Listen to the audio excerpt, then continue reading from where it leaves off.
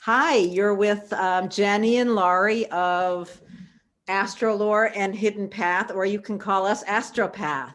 And we are here today to talk about the ingress of the sun into Pisces. So here we are. We're just at the beginning of Pisces season. And before we start talking about that, I just want to say that please share this recording with your friends, like it, comment on it, follow Jennie at Hidden Path and hiddenpath.com, and follow me at astrolore.org. It's hiddenpathastrology.com. Oh, thank you, Jennie. Yeah. Okay, so with that out of the way, let's just open up the chart of the moment of the ingress and we'll talk about what's happening here. Okay. So we kind of like to talk about it as being Pisces season. And we fully recognize that it depends what part of the world you're in. If you're in the Northern Hemisphere, we are talking about the winter. We're talking about the final third of winter, whereas we would be talking about the final third of summer in the Southern Hemisphere. Just wanted to note that. Yes. But here we have the sun at 0 Pisces. Yeah, so the sun goes into Pisces in Eastern time zone at 11:43 a.m. on February 18th. And that technically does start the Pisces season. Let's talk about just Pisces itself as a sign first. Yeah. And then we can look at kind of what's happening in the chart of the moment. So what's your first thought, Jennie, when you think about Pisces and Pisces season? Well, yeah, what do you think? Well, Pisces as a symbol is ethereal and imaginative and very difficult to simply describe in one term. It's elusive. That's a good word. Yeah, I mean, it's hard to grasp. It ties in with, I like to think about Pisces really tied in with the ocean, which I know that's a fairly typical thing you'll see. But just let's talk about the ocean for just a second. We have the ocean here on our planet, but we actually know less about the ocean than we do about parts of the solar system. So there is a lot of mystery in those depths of the ocean. And so Pisces really encompasses all of that. There's parts of it we're going to know, like you can see the waves of the ocean, and you can be really cool to think about what that looks like. But there's also the deep depths that are unknowable. So part of Pisces is always going to have an unconsciousness to it. As with all the water signs. And so that kind of plants a seed of what like an image of what it can describe. Yeah. What do you want to add to that? Because there's lots. Well, that's beautiful. I love the way you just described that. Pisces is, yes, it's a water sign. It's the mutable water sign, which really suggests its adaptability. And you think about water in general, it flows. It does not, it doesn't have a structured form. So, Pisces is such an interesting sign because, like you alluded to there, you try to grasp hold of it and it just slips through your fingers. You think of the two fish in, moving in opposite directions, which is one of the symbols for Pisces. And you just imagine trying to grab hold of those fish and they just slide out from between your fingers. And it's very much, kind of a sense of Pisces. You don't really know what you're dealing with. There's a sense of the intangible with Pisces. There's a sense of what you see is not necessarily what you get. You see the surface of the ocean and you have no idea what's below that surface. Pisces brings in ideas of imagination and sacrifice and confusion and dreams. There's a lot here to unpack with the sign of Pisces. Yeah, it's highly intuitive. And I think about when you see the sign in somebody's chart, there's definitely a sense of, I don't know, being tuned into something beyond what we see in our ordinary lives. So there's an extraordinary quality to it. Like people who have a line in, who are mediums, who are clairvoyants, things like that, or might have a strong Pisces attunement. So it really brings in a lot. And it also brings in the idea of closure. It's the end, it's the final sign. So Ooh, it's the very good. sign of kind of dissolution when the cycle is complete and it's going to just kind of drift away. And then we're going to have a new cycle, which starts with the very different sign of Aries. So it's really, I think dissolution is a thing to think about, like the dissolving of the end of the cycle. And with Pisces marking the end of winter, that's what we're seeing in the Northern Hemisphere. It's the beginning of when you're just like, ooh, I can maybe feel that little glimmer of spring. Depending where you live, and we living on the East Coast of the United States, it's pretty barren this time of year, and summer's a long way off. Although you can feel the warmth building in the sun. Feel a shift. There's something happening. So it really speaks to the end of that whole season, the end of the season in general. So, and I think at this point I want to talk about some of the setup of what we see in this whole chart. And when we speak of, when the sun moves into a new sign and we talk about that season, the Pisces season or the Aquarius season that we have been in, one of the reasons we talk about it that way is because there's usually more than one planet moving through that sign at that time. So there's, not just the sun moving through that area, but the sun's cohorts. And usually, the sun and Mercury and Venus, they travel together. They are kind of cohorts because Mercury and Venus are between us and the sun. They never are very far away from the sun. But it's interesting at this point, when the sun moves into Pisces, Mercury is in Aquarius and Venus is in Capricorn. So neither one of them are even close really to moving into Pisces, which sort of puts me in this thought of the sun is kind of on its own. It's going into this dreamy space, but leaving behind our thinking about, Aquarian high intellectual ideas and valuing stability and all these Capricorn values. And yet the sun is like, oh, I'm done with that. I'm done with that. I just want to go over here and kind of rest in this place of imagination and opening myself to the planets that are in there, which before we talk about that, do you have anything to add about this leaving behind these other two that are generally the cohorts? I mean, a little bit. I mean, it just seems like the sun is like, you know what? I'm going to go work with the ideal. I don't really feel like doing nuts and bolts. I don't want to sit here and talk about these concepts like Mercury wants to do in Aquarius. And I don't want to do the like day-to-day grind that is Mars and Venus together in Capricorn, or practical matters and serious things. The sun's like, I just need to just go on. I'm going to go to the spa. I'm going to go and dream. I'm going to go and join the two most idealistic and dreamy imaginative planets in the whole series, right? Which is Jupiter and Neptune, where it's heading to. Yes. So I agree with you. I think it has a funny tone to it. It's kind of like skipping ahead to the dream space, and there's a little bit of like, but there's still lots of work to do back in the trenches. And the sun's like, I don't care. See you later. I want to go hang out with my friends here in this. And like you just said, these are the planets. Neptune and Jupiter are the planets that rule Pisces. So they are both in their happy place. And the sun is coming in to join them in this real idealistic vision. Yeah. It's an interesting time. And one of the other things, well, do you want to say anything more about Jupiter and Neptune in there? Well, no, I was probably just going to add what you were going to say. I'm guessing you're going to mention something about the aspects next, but. Well, what I was thinking about is Jennie and I were talking about it before we started recording, and I don't remember, like, when is the first aspect that happens? It's not.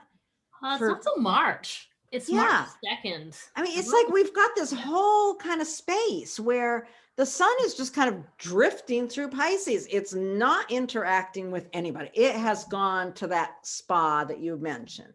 It's like, I am going to take a rest. And the first aspect that it does make is a sextile to Uranus.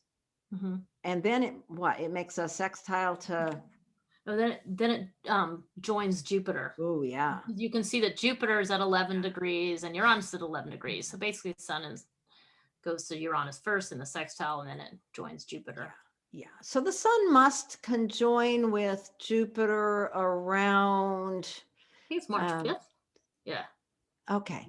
Okay. March So 5th. that's going to be a time of a lot of expansive sense of this dreamy, imaginative, restful time. That's Yeah. going to be the sun conjuncting Jupiter, which it does once a year, is considered one of the best days of the year. Mhm. Yeah. Yeah. Yeah, especially that Jupiter. It's such a happy place, the Right. beneficial place in its Yeah. rulership. Yeah. And yeah, and I mean, just that whole period of the sun applying to the conjunction with Jupiter is just adding to the idea of this kind of spa-like scenario where it's really in the dream, because that's a really positive placement for the sun to be working up towards Jupiter. Yeah. It's And then lovely.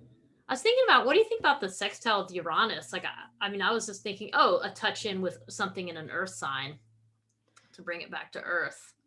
Yeah, it's like a spark of excitement, a spark of I don't know, maybe a spark that really brings the dreaminess into a space of manifestation Mhm. with it being in an earth sign.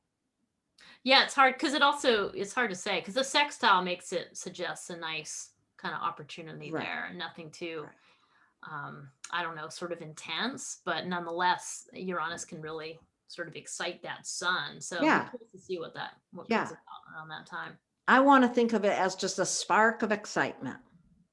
An Nice. excitement added to the dream. Okay, so if there's, I think we should go right from here into the looking at what house it's falling in people's charts. Yeah, except just that the sun does join Neptune as well on March 13th, and then it's going to finalize its jaunt through Pisces by sextiling Pluto. So it's kind of bracketed by these two sextiles with these outer planets and earth signs on either side. And then it's like water, water, water all through the middle. And in the middle of that, we have the new moon as well, which we'll put out another video. Oh, that'll be interesting. Yeah. That'll be an interesting one. Yeah. But I just wanted to just kind of paint that picture of a little bit of like this brackets of the two earth signs as tangibility, and then going through this very ethereal, watery place with these two planets that love that. Yeah. And then think about how this is going to impact your chart as we're talking about the general manifestation of these things. Okay, good. Thanks, Jenny. Now I'm going to open up let's see if we can get this just right here. We're going to open up this chart. Now, if you have Aries rising, this Pisces sun is moving into your 12th house. And that's the 12th house is just matches with Pisces very well. This is the place of dreams. This is the place of high imagination and unconscious opening to understanding. So with the sun moving in there, wherever the sun moves, it brings light and warmth to that area. And if you have this Aries rising, you've got both Jupiter and Neptune moving through your 12th house. You've got a lot of access to unconscious understanding. Nicely put. Yeah. That's great. Yeah, it's really just shining a light on that area of life that is hard to shine a light on. Right. A lot going on in there. Right. But it's also with Aries rising, you're probably the type of person who people pick up on a lot of fire from you right away. And yet you have this real depth going on during this time, and the sun moving into that area just illuminates that even more. Right. So good time to get your view of spirituality just on track and just contemplate that. Give yourself some time just to chill and not do anything. I think that's yes. And for all of us with this period of time with the sun, Jupiter, and Neptune kind of in this free flow in in Pisces, we all need to take an extra nap every day. Yeah, it really is. Yeah. That's my plan. Well, you said that in the beginning, you earlier to me before we started filming this, like this whole thing is just sort of saying, hey, like get some rest. Right. Like just take the time at the end of winter here to Yeah. do it, or the end of summer if you're down south. Absolutely. Okay, now I'm going to see if I can gracefully shift this to the next share, which is going to be Taurus Rising. Nicely done. So good. All right. So if you have Taurus Rising, this is falling in your 11th house. So what is it that this person with Taurus Rising is going to be feeling dreamy about or looking for intuitive response? Oh, first of all, it's a huge receptivity of love. Like let other people support and love come in. Let it support you. Just allow yourself to be deeply nourished on that level. Yeah. That's the first thing that comes to my mind. So it's really your community. It's those groups outside of you that you're maybe share a common vision with. Yeah. Just let those people hold you up. Yeah. Yeah. The light and warmth and the need to rest and allow inspiration in the area and with others, in the area of community with others. Yeah, I love that. That's beautiful. So, wherever this Pisces sun is moving in your chart, whatever your rising sign, the area where the sun is moving in Pisces always holds Pisces in your chart. So there's always a sense of idealism, a sense of dreaminess, a sense of wonder in that area for you. So with Taurus, it's in that area of the community that supports you and offers you love. Well, that's wonderful. Okay, now next we're going to go from Taurus, we're going to go to Gemini. Did I get the right one there, Jennie? That was smooth. All right. Okay. Now, if you've got Gemini rising, the Pisces sun is entering your 10th house, which is your career and your reputation. So with Pisces being held in your 10th house, there is something about your career that inspires you on this level of dreaminess, of, all of these imagination. So that's where the light is shining. I also think about with this emphasis on the 10th house, like the 10th house is a very active place in your life. It's a place where you have a lot of agency and where you're doing a lot and you're showing up in public and all those things. And I think that I wonder if a lot of people are experiencing kind of a burnout in this area of life right now with the pandemic and everything. So this is just such a profound message around do what you can to find a way to take a break from that burnout feeling, because I do know a lot of people I'm thinking about when I'm thinking about this time, and it doesn't have to be a huge retreat thing. It can be something simple and small that you do on a daily basis or even over your weekend or when you do have some time to get some rest. But I think it's important. And then you get back in touch with that idealism that you're talking about, the reason why you're in that job to begin with. The piece that maybe you feel like you can't make a difference. So yeah, it's interesting. One of the things I notice as we're talking about this is with Jupiter and Neptune, they're in the same area in Pisces. It's not so easy as it normally would be to talk about the more negative sides of Pisces. If Jupiter and Neptune weren't there, we might be talking about sacrifice and confusion and all of those kind of things. But because Jupiter and Neptune are there, I hear myself say something about sacrifice or confusion, but it doesn't feel quite right. Because this is a time of more uplifted Piscean energy. Absolutely. It's really lovely.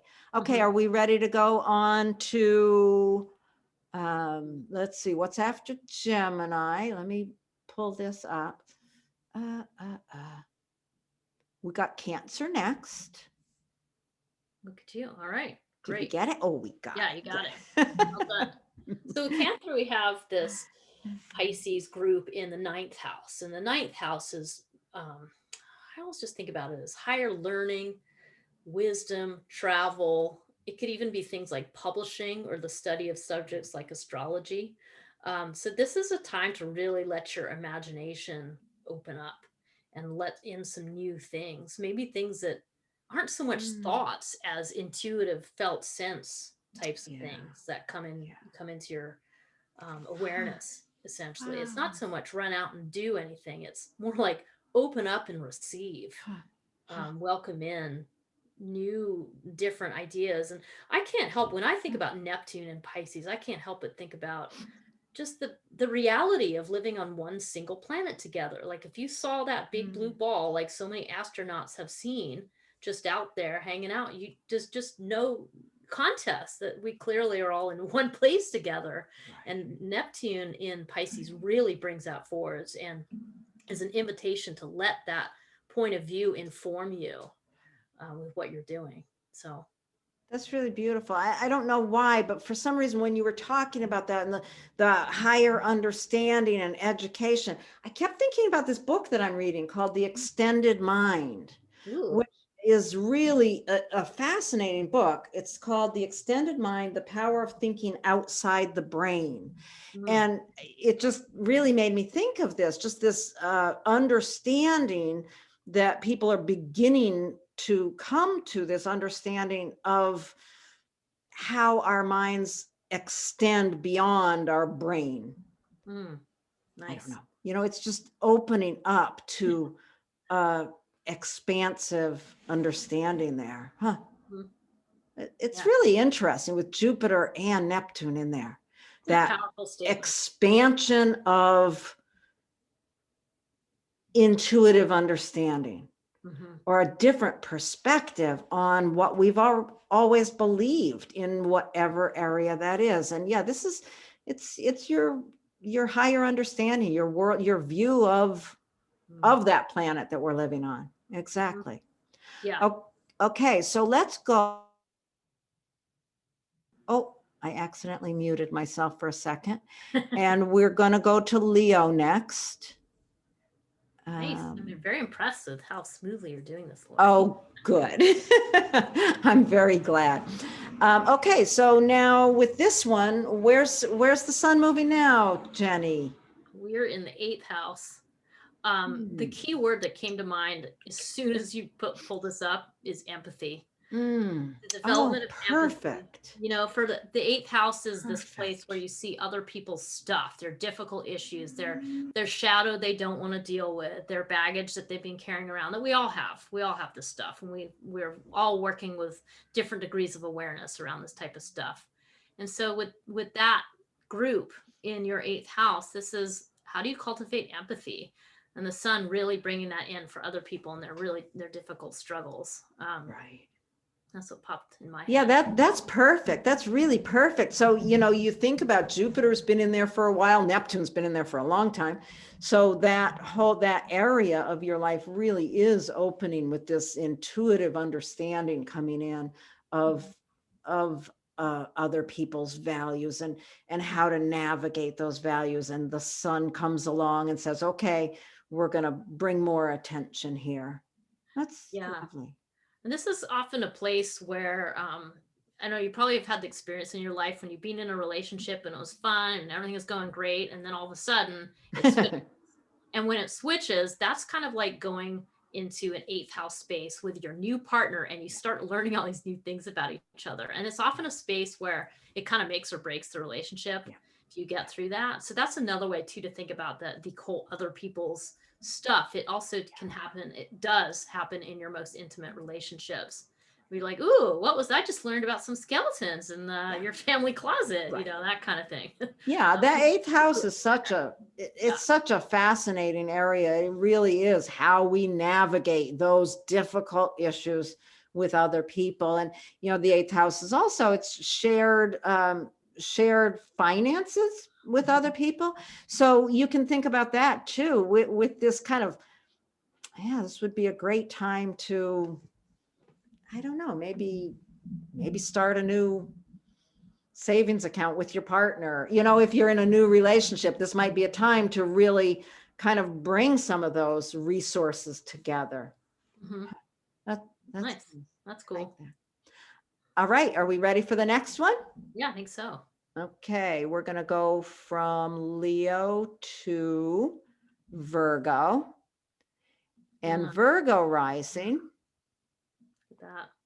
Oh, this falls in the 7th house. We're going to be super, those of us with Virgo rising are going to be super idealistic about our partnerships. And, anyone with Virgo rising knows, probably, if they know themselves very well at all, they know that they tend to put their partners up on a pedestal. That's part of Pisces being held in that house, in that 7th house. So the light is shining on, the dream of a partnership, what you are developing there. What comes to your mind, Jennie?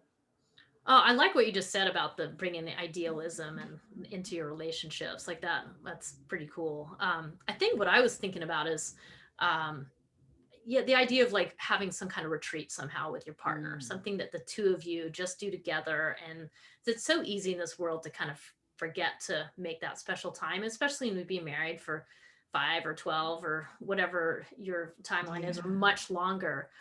It's really important to keep maintaining a sacred space in your partnerships.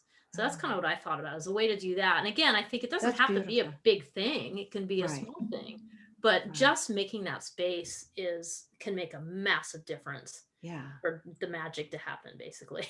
Yeah. And that's really true. With those 3 planets moving together in a simple kind of way through that 10th house, it is a place where you can create a lot of magic. And with Virgo rising, you can create that magic in your personal, intimate partnerships. Oh, that's exciting. Yeah. All right, let's move on. After Virgo, we're going to come to the Libra rising. And here we have Libra rising. That sun is moving into your 6th house of health issues, day-to-day routines that support your health, your dietary routines, your exercise routines. Now, yeah, if you haven't developed a meditation practice or a practice of walking in the woods every day or consistently, this would be a great time because the light is really shining on that area of developing a restful place to support your health. Yeah. That's well Yeah. said. I think I've noticed too with folks with Libra rising that area of life, the routines, they can be really challenging with Pisces there, because Pisces doesn't want to do routine. Pisces just wants to flow along, and it just wants to be, so it can be tricky doing considered practices for your health. So I always just think whenever I see someone with Libra rising, just especially there's a sensitivity there. So especially finding something that's really soothing. Like I had a friend who took up paddle boarding, for example, and just as someone who had never done anything near the water and just made that a routine. And it was just incredibly helpful and healthy and healing, all those things, all the H words. Yeah. So I just think you have to pay a little extra attention there when you have Libra rising, like just to keep that place in your life flowing in a nice manner for your health. I really like that you said that. And yes, swimming would be a great thing. Anything by the water. That made me think back to when we were talking about the Virgo rising, that retreat with your partner should be by the water, right? I mean, all of these things in these areas, you can bring in these ideas as well. That's lovely. Okay, so now let's change from Libra. We're going to go to Scorpio. And where do we find the sun now? Oh, that 5th house. 5th house. Yeah. So 5th house is creativity. And I always think of like risk taking and the generous giving of love is the 5th house. Because you always have that Because on one hand, you can think about children in this house. So Mhm. that's really this unconditional love and playfulness with children. But it also can be a place where your lovers show up. So it's Yeah. a different kind of giving of love. But that's what we see in this fifth house. Yeah. And with Pisces there, I feel like it's like taking that to another level, like taking that to a real elevated level of just deep nurturing and not Mm. quite sacrifice, I would say, but really just giving of yourself open heartedly is what Hmm. kind of turns up with this. Huh. That's really lovely. I like that. Thinking about that house. You can think about that house as all the different ways that we give of ourselves. Yeah, wholeheartedly.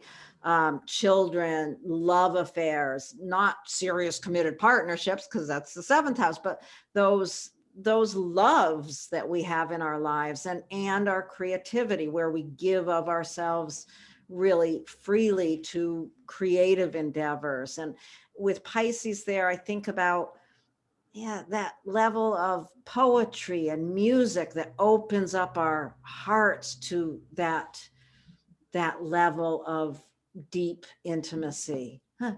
Mm. Yeah, I think if you do have Scorpio rising, having kind of wildly imaginative artistic life could be a very profound and important thing for Yeah, you. yeah, absolutely. So write some poetry or take on a spiritual practice of sexuality with that in that house as well would be a Yeah. really powerful thing. um Kundalini yoga. yeah, I mean, there's Taking so apart. many Uh-huh. ways to think of giving of yourself from a spiritual place. Mhm. That's beautiful. Okay, let's move on, and we are going to go from Scorpio to Sagittarius. With Sagittarius rising, what do we got here, Jenny? Oh, We're in the fourth house now with that Pisces. So this is your family, your home life, your ancestry, your lineage, all of those things. And it's hard not to go right to the ancestry and lineage with Pisces there because it's taking you mm, beyond the normal and more into the paranormal or beyond the ordinary into the extraordinary. mm. So something about there's a real flow here in that. The fourth house is also, even though it is home and family, it's also a little bit mysterious. There's a real depth, being kind of the lowest house in the chart. It sort of connects you with previous lives and things like that. So there's a real mystery here with Pisces Yeah, there as well. yeah. Um, yeah. I was just thinking about just, the intuition, the Mm, ability, the ability to really tap into an intuitive space with your family, and on that level of ancestry too. Just mm, being able to really be open to, mm. yeah, an intuitive line into your ancestry. Yeah. Huh. Yeah. For some reason, I just also Pisces here. I really think maternal lineage for some reason. It doesn't Oh have to yeah, be that, but that's yeah, really what yeah, pops into my yeah, mind too. yeah. Me too. Yeah. When I think about the fourth house, I generally, I don't know, but it feels so much to me like it is maternal ancestral line. Mm, And I know, there's always um, that conversation about whether the fourth house is mother, the 10th house father. In Western psychological astrology, the people disagree on that. But I think of the fourth house as the maternal ancestral line very yeah. much. It's also just a very private place in the chart. It's the Yes, most private part of the yes, chart. So there's something really private, and with Pisces there's a sensitivity around that privacy to do with your family. right. So I feel like it's a real sort of protective, Yeah, keeping that family unit like yeah. in a very private place. So It's interesting. Okay. So now if you have, we're going to go from that to Capricorn. And if you've got Capricorn rising, this is showing up in your third house, which is really the house of, it's our day to day thought processes, it's our communications. It can represent issues around our siblings, because that's where we learn to communicate. in those relationships. So this really ties in that whole idea of mystery and intuition into how we communicate. You know, maybe this is a time that your communications are able to go into really beautiful poetic places. Hmm. Hmm. I was thinking as you were talking about that, Laurie, just about the whole idea of taking these really ethereal, mystical concepts and suddenly being able to just communicate about them with your neighbor in an easy day to Oh, day way, yes. and just suddenly be able to have this conversation. So I think that that's pretty cool because we need more conversations like that. And Yeah. just bringing that into the simple place that really is the third house, that's pretty cool. So if you're on the bus and you strike up a Yeah. conversation with a Yeah. stranger, you might Yeah. find yourself going to some profound places. Yeah. I love that you said that. Yeah, the neighbors, and I brought in siblings, but it's not just siblings. It's, on that level, it's the neighbors. It's the people that you just see, the person behind the grocery store counter. Yeah. And having that, if you've got Capricorn rising, pay attention to those interactions, because with the sun just stepping into that area and the way it's laid out this season, you could find yourself surprised at those intuitive flashes you get about the person you're talking to on the bus or the person behind the grocery store counter as well. That's great. Enjoy. Yeah, enjoy and write some poetry. Yeah. Okay, now we're going to go from that to Aquarius. What do we got here? Whoops. Oh, that's it. There we go. There it is. All right. Yeah. So now we're in that second house, right? So second house with Pisces on. That's interesting because the second house deals with a lot of pretty tangible things like money and finances and those kind of and then less tangible, your value system, and then your self-worth, how you feel about yourself, your self-esteem. So there might be, on a less idealistic side, there could be a struggle because there could be some confusion around those things. But because we have Jupiter and happily in Pisces there, this is an opportunity to really look at who you are and offer yourself some unconditional care and love, really. Kind of allows that with Pisces there.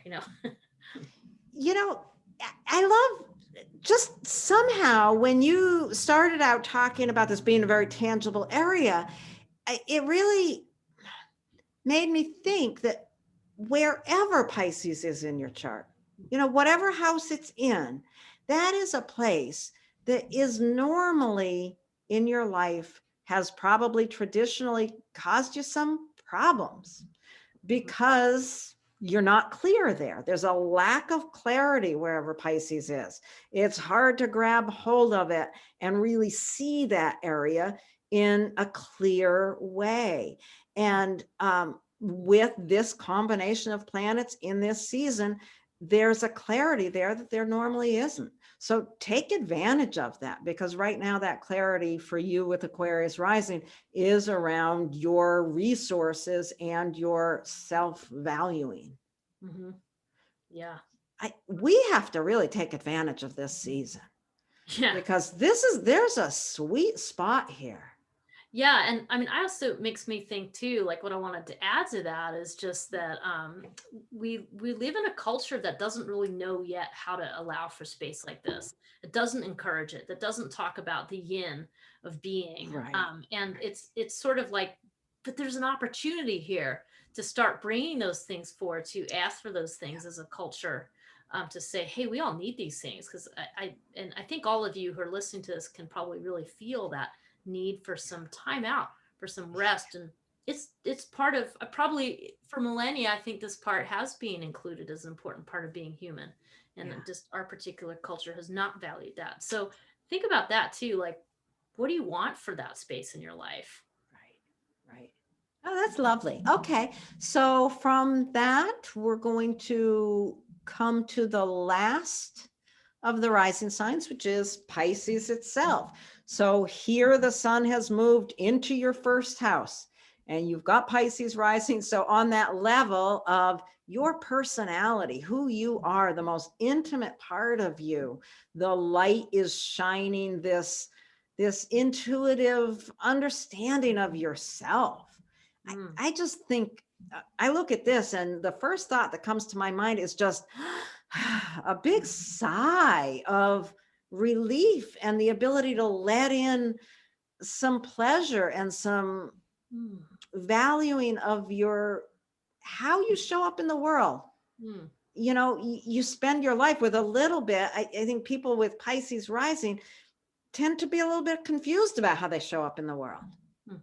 because Pisces can just be like that. And here with the sun, Jupiter, and Neptune all there, it's like breathe a sigh of relief and allow yourself to just rest in that understanding. Mm, Hmm. lovely. Yeah, and I think anyone with Pisces rising can think about Pisces as kind of giving you some topics to think about as in terms of the direction of your life. So with Pisces rising, you're there is a softer focus, there is a Mhm. softer lens, there is the possibility for perhaps on one hand like a spiritual life or a life that's more led by imaginative creative possibilities. Mhm. So it's a really, I don't know, it's a nice way to move through the world. And with all these planets here right now, with Jupiter in particular, and but also Neptune, like what a gorgeous opportunity to just kind of enjoy that you have this Pisces Yeah. component. Yeah. 'Cause it's important, Yeah. it's nourishing, it's Yeah. helpful, That's awesome. a nice thing to have. So Beautiful, yeah. beautiful. Okay, so we have gone through all the 12 that we needed to do. And anything else you want to say, Jenny? No, I think this is really fun and fabulous and nice to kind of look at Pisces in this lens, Yeah. nice to kind of think of it as a rest, as a respite, as an opportunity for some rejuvenation Yeah. these Yeah. last few weeks of February. So So I hope everyone enjoys this period of time, and we will be here again very soon. thank you. Thank you, Jenny. Thank Thank you, you, everyone, Laurie. for watching. Bye.